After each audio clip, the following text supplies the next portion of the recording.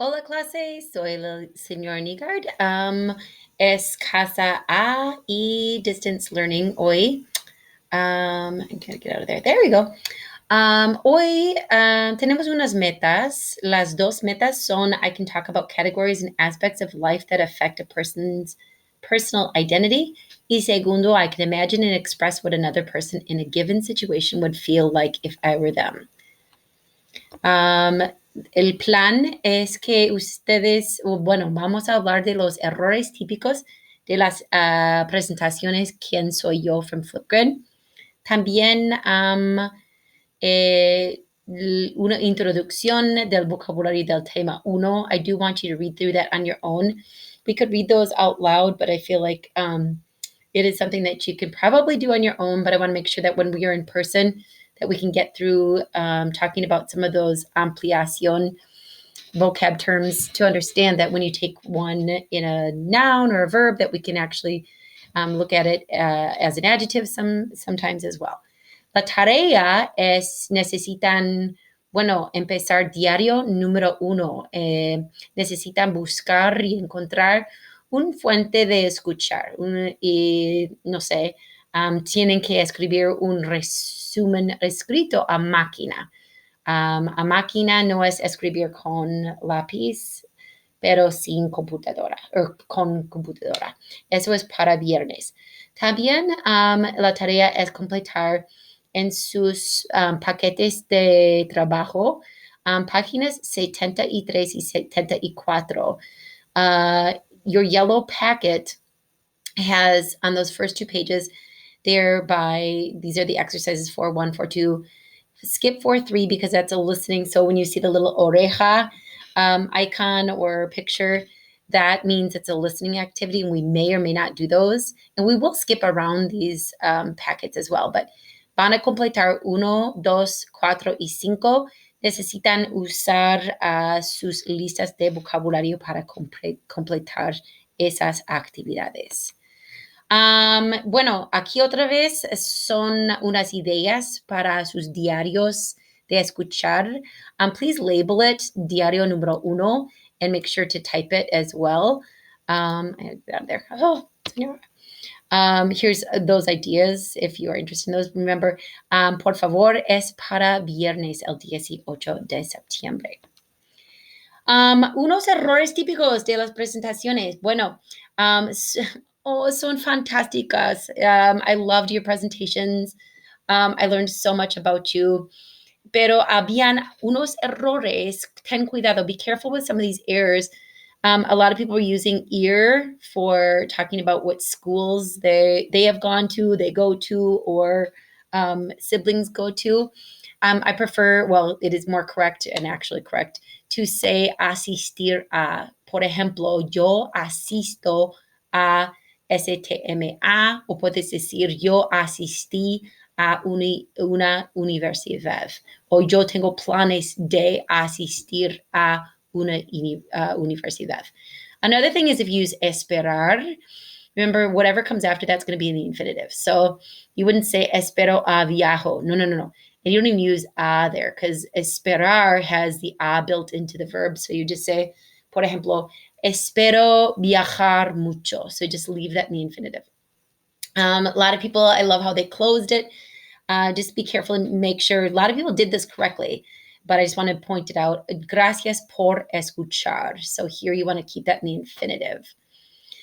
También habían unos problemas con ser y estar. Recuerden que ser, remember doctor and place. We had description, origin, characteristics, telling time, occupation, and relationship. Those are ser. So you would say when you're describing something, for example, es simpático, es interesante. When you're talking about feelings, we had place. What was that? Position, location, what is it? Action and emotion.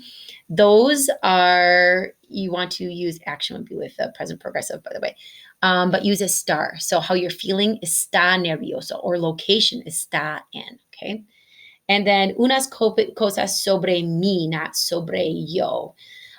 These were just some of the things that kind of came up a couple of times They were really fabulous though. And I spent a lot of Sunday listening to them, and it was just really fun. So, gracias. Bueno, hoy vamos a hablar de un tenso, and I don't know how much you covered it if you were in CIS, how much you covered, but I know that level 4 students, I taught level 4, and we did cover the perfect tenses quite a bit. And the present perfect tense is the first one that I want to spend a little bit of review time on.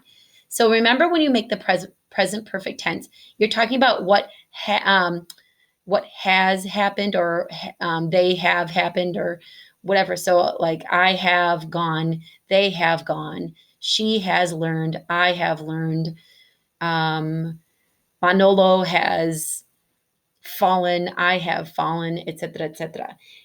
So you're taking the present form of a bear and then using the past participle.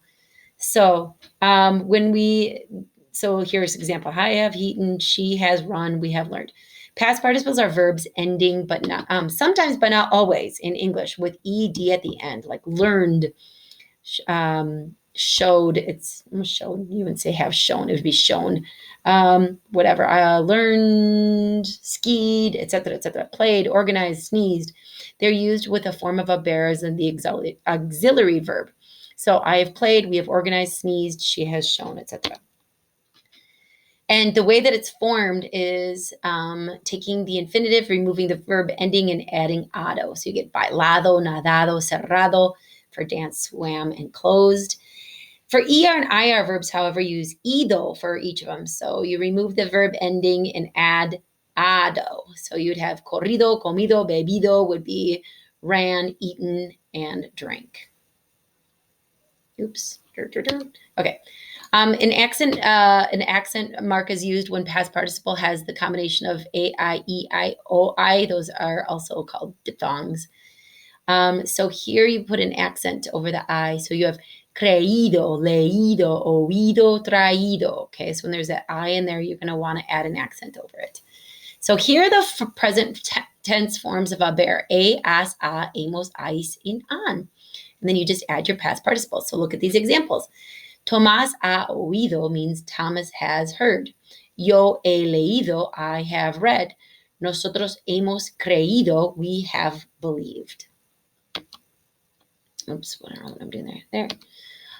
There are also irregular past participles to know too. There are, here they are, the following are. So we have abierto for abrir, cubierto, dicho, descubierto, escrito, hecho, I don't know if there's one underneath it there, muerto, puesto, roto, visto, vuelto. The only thing I can say is they have to be memorized. And so I don't know if there's really any trick to it, except some of them are to and some are cho. But those are ones that need to be memorized if you don't know those yet. So let's look at some examples. We have, you have your present tense of form of haber plus your past participle. So what do you think? Think about this. Mario has spoken. So we're going to choose Mario plus a, and then spoken is hablar. So we're going to take off the end, and it's an AR verb. So we're going to say hado. So Mario ha hablado. We have learned would be nosotros, and then we have would be hemos. So nosotros hemos, and aprender is an ER verb. So we're going to take off the ending, put ido on. So we have nosotros hemos aprendido. And here's one more. We have they have run. We're going to say ellos han, and then you're going to, it's an I, correr is an ido ending. So ellos han corrido. Okay. All right. So I want you to try these.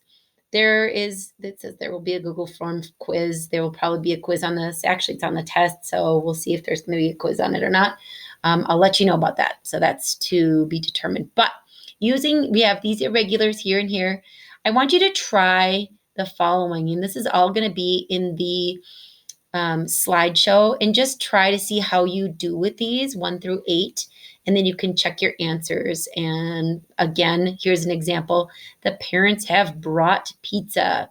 Los padres han traído pizza. Remember that traído is singular. You're not going to make that. So whatever your past participle is, it's going to be singular and it will always end in O. It won't change. The thing that's going to change is your form of haber. So I'm going to actually, the answers are on the next slide.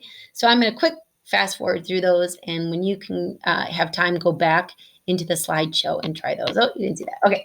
La última cosa de hoy es que quiero que ustedes vean, por favor, estos dos videos para tener una idea de los desafíos, challenges de vivir en Nambija, Ecuador. Yo sé que son videos que son en inglés, pero es una introducción bueno, a nuestro libro, todo lo que brilla, y por eso quiero que ustedes vean un poco de la vida típica de una persona, un minero, in Nambija. Of course, it can be minera también because the ladies and gentlemen and children even will work the mines. So there are 2 videos here that you could just click on each of these when you're in the slideshow. I want you to watch them. They're only like 3 or 4 minutes a piece. Oh, okay. Sorry. And let's see, do we have any more left? Okay, that's it. So la tarea, otra vez. Let's go to the front. There we go.